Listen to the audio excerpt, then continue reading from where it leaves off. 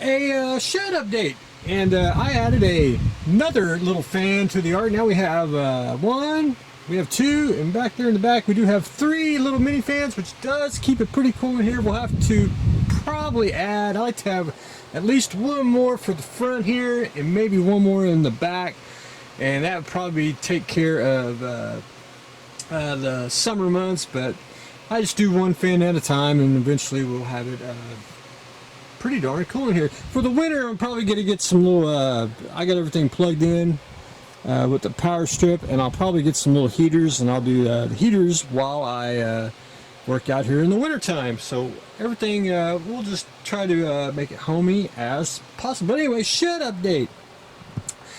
First up, stick fuzz. I've actually had these quite a while. I classify these as a toy, but I also can classify them as a model kit because they do come in a sprue, and you have to assemble them. It's basically like a sprue kit. But anyway, I bought a whole sack full of them. I've been wanting them for years, and I finally guy was selling a whole lot of them for a certain price, and I bought it. And most importantly, there was a female Stifka in there too, so that was a highlight of the sack, you know, getting a female version of it. So anyway, I decided I want to classify them as models because they are basically sprue kits, and I will stick them somewhere in the art. I could probably need more of I do have a toy model tote, what I kind of call it, where you kind of have that borderline of model kit and toy. But anyway, that's what I am adding to the art. Up next, Michelangelo. This is the last sprue kit that I needed of the Teenage Mutant Ninja Turtles. Now I have a full set of 4 of the turtle sprue kits, so I'm very happy to have that. So hopefully they make some more, like Casey Jones or Splinter, or even I would like to have like the Foot Clan, and then you could always buy some extra bad guys to go with it, but you know, they may not. But anyway, I think they're fun kits. I know modelers get a kick out of them, and I know I think kids would too. Just a very, very fun model. Up next is the American Eagle. Now, I don't know exactly the name of the companies that actually produce this. I know Lindbergh did one. I know they do it currently, which is round 2. Polar Lights. I want to say Superior Plastics had it in the 60s, maybe the 70s. You know, this kit's been out a long time, and I've been wanting one, and I really wanted one in an old box, basically from the 60s, and price of it was all right if you really wanted to get one. There was a bargain place that had these for like $5, and I was like, man, I can't pass that up. And I think it's a cool kit because it's different. You don't necessarily have to make a bald eagle. You know, a model kit, you can do imagination, let it run wild. You can put an alien head on there, make an alien bird. You can make a dino bird, or but I want to probably name him Freedom in memory of G.I. Joe Spirit when he had his animal guide. His was called Spirit, and his was a bald eagle. So I'll name him Freedom for the kid. But anyway, that's I've been wanting one of these for a while. I think it's just pretty darn slick. Just a unique kit. Up next, I kind of splurged a little bit. They were in damaged box, but I didn't care. This is Kylo Ren shuttle from The Force Awakens. However, this is a real Revell Germany box because this is a level 2. The American one, which I probably do not have one. I do have it handy, but it's probably buried. I think it's that one. This should say Snap Type Max, and that's the US version, but I don't care. It's the same kit. Either way you go, just do whatever box you want. But anyway, I have one over there that's Kylo Ren shuttle, which I will personally keep as Kylo Ren's. But however, I wanted a second one because it's good to have 2 for the Ark.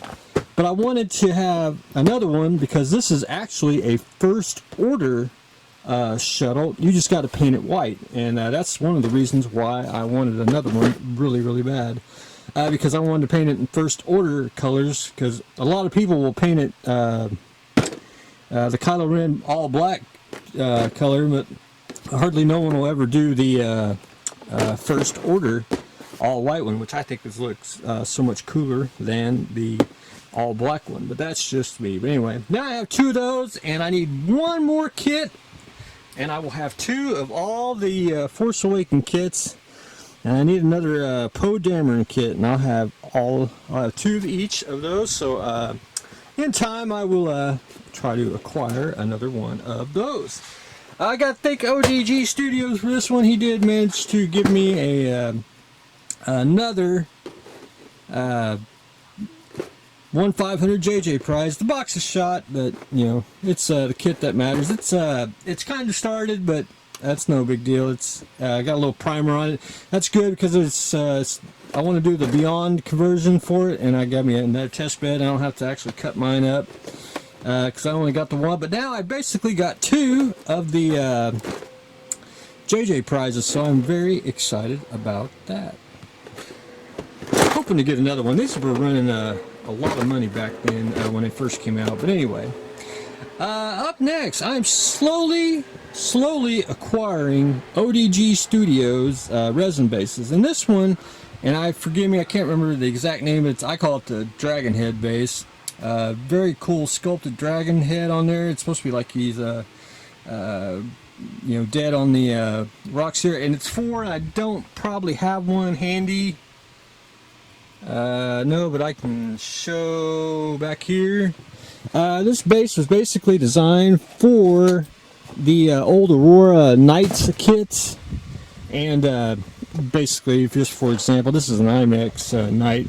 Aurora did one, then Revell got the hold of the molds, and they did a bunch of 1/8 scale Knights, and you could put a Knight on here, like you killed the dragon and everything, but you don't necessarily have to have, you know, a Knight for the dragon. You know, for example, you can take Mr. Stormtrooper there if you want him on a dragon. You know, you resculpt some horns on here, make some you know, little Star Wars beast, and you know, you can have a base for that. It's just so much you can do with bases. You know, not necessarily Knights. Hell, you can even take a bigger scale. You know, say a 120 millimeter, 1/16 scale soldier. You know, fighting a dragon. Just so much you can do, and so I was very, very happy to get one of these.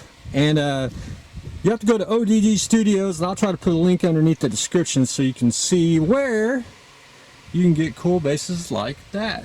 But I want to add that to the ODG pile back here, which I'll probably need to do that a little bit later. I'll tell you all a story. I actually bought these. This is a dollhouse door that you could get, and I bought the knobs to go with it. At one time, I was going to make a diorama of basically the when you enter another dimension, like the Twilight Zone door that you see in the commercials. I actually bought this about 10-15 years ago, planning on doing it. I had I wanted to have the door propped open and have you know, basically a scene of the Twilight Zone in there.